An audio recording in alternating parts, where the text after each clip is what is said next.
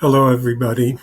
As is well known, our parsha has the recollection of the story of the Meraglim and the catastrophic events that ensued.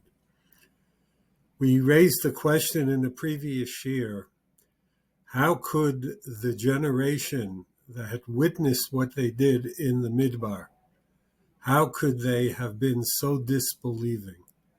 And especially the Meraglim themselves, Kol Nasi Bahem, every one of them was deemed to be an important personage in the eyes of Am Yisrael. These were leaders of Am Hashem. How could they possibly have been guilty of a sin, of chisaron emunah, of a lack in faith in HaKadosh Baruch Hu? We gave a response, several responses last year, including one from the Sfas Emes. This year I'd like to share a response from his grandfather, the first Gerer Rebbe, the Chidushei Harim Zecher Tzadik Livracha. And he makes the point as follows. While Am Yisrael was in the desert, they had no material concerns. Everything was taken care of for them. They didn't have to worry about food. They didn't have to worry about the ravages of desert travel.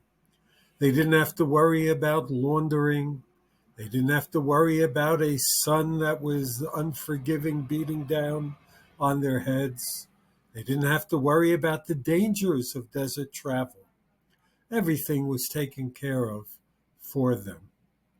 They lived at a time where it was clear that the Yad Hashem was guiding their destiny and their fortunes. Now, they were on the precipice of entering Eretz Yisrael, and they understood that living conditions were going to change, and change radically.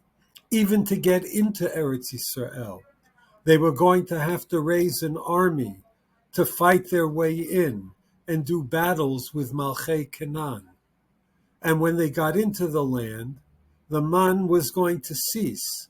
They would have to toil, till the soil, plant, harvest, pray for rain, etc. They would have to do the heavy lifting. Nothing was going to be provided for them anymore on a silver platter. And herein comes the rub. It's easy to be boteach b'Hashem when his presence is so manifest. It's obvious. He takes care of everything. However, once they were to enter a condition where they have to take care of everything, they have to worry about parnasa, about food, about clothing, about safety and security, there is room to think that their fortunes rise and fall only as a result of the toil of their own hands and the wisdom of their own thinking.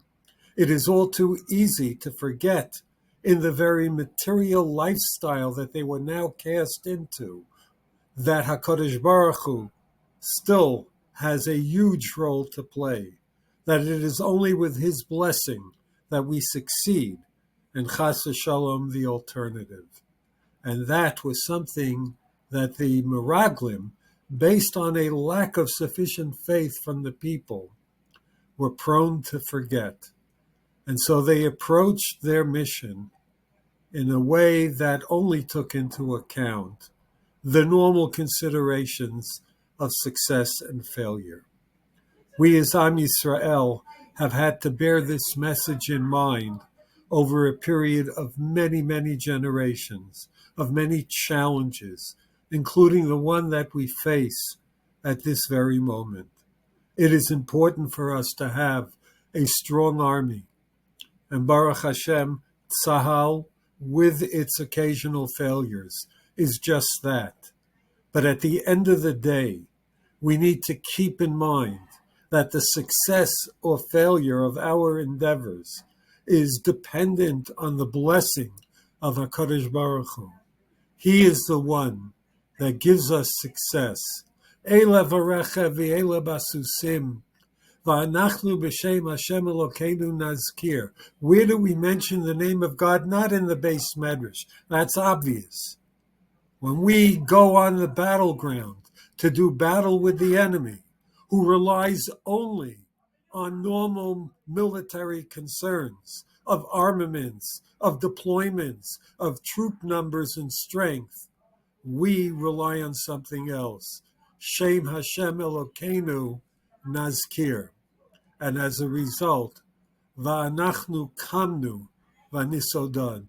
When we put our bitachon in Hashem, even though we no longer live in an Edenic situation of Gan Eden where everything is provided for us, where we have to toil, still, it is HaKadosh Baruch Hu who gives blessing to Maaseh Yodenu. Halavai that we should see this in abundance. B'mheira v'yameinu. Shabbat Shalom.